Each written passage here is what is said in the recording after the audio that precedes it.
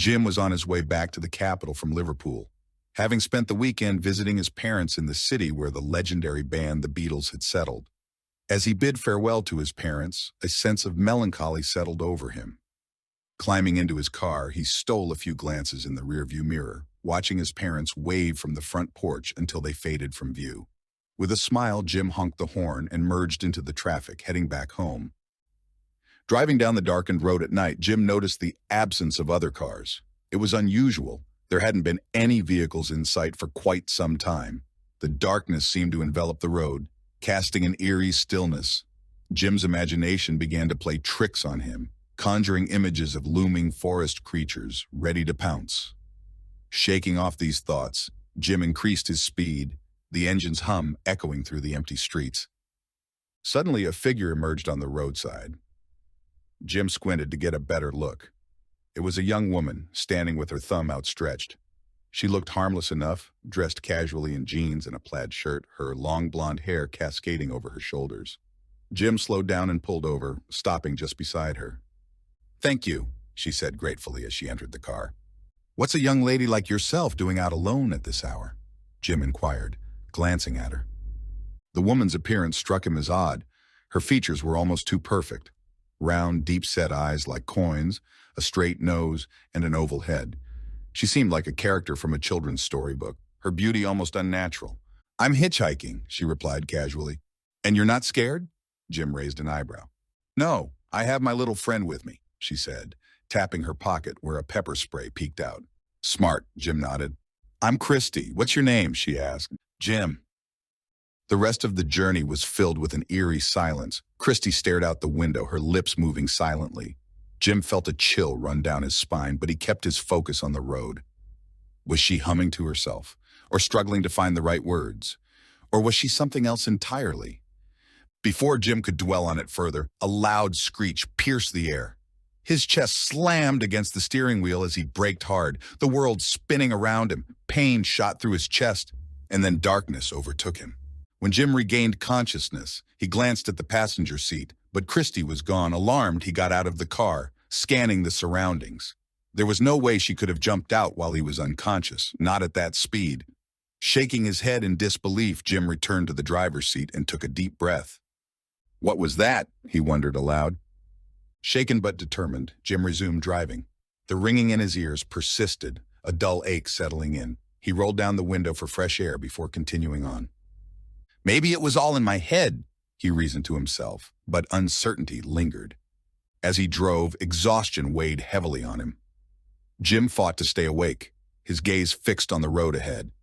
The monotonous hum of the engine became a lullaby, threatening to pull him into sleep. The dark, empty road loomed ominously, shadows playing tricks on his mind. Another figure appeared in the distance, a man with his arm outstretched.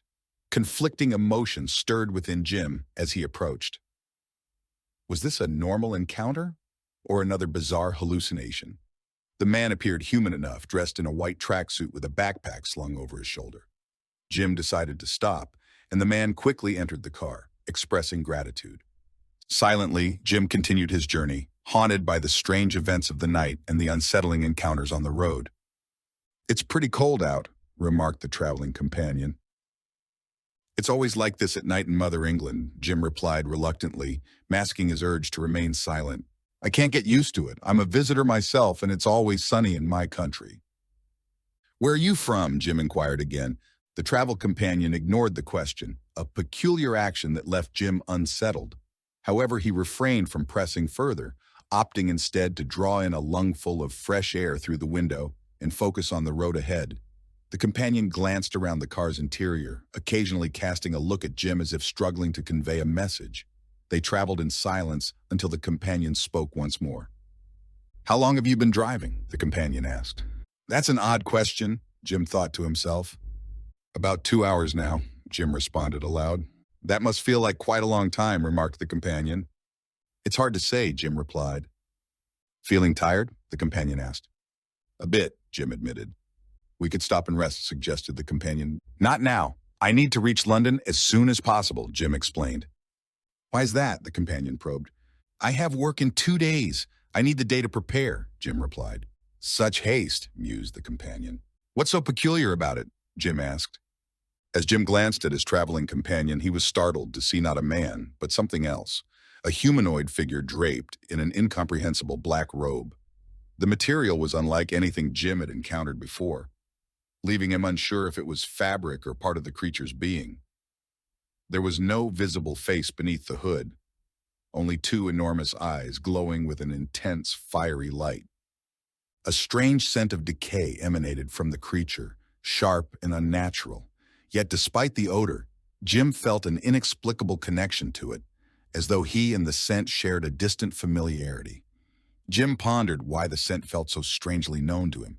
With every movement, even the slightest, the creature emitted crackling and rustling sounds as if composed of ancient bones devoid of flesh, an embodiment of a forgotten skeleton cloaked in darkness. Turning slowly toward Jim, the traveling companion resumed speaking. "I've been observing humans for many years, always amazed by their rush, always chasing after something without regard for time.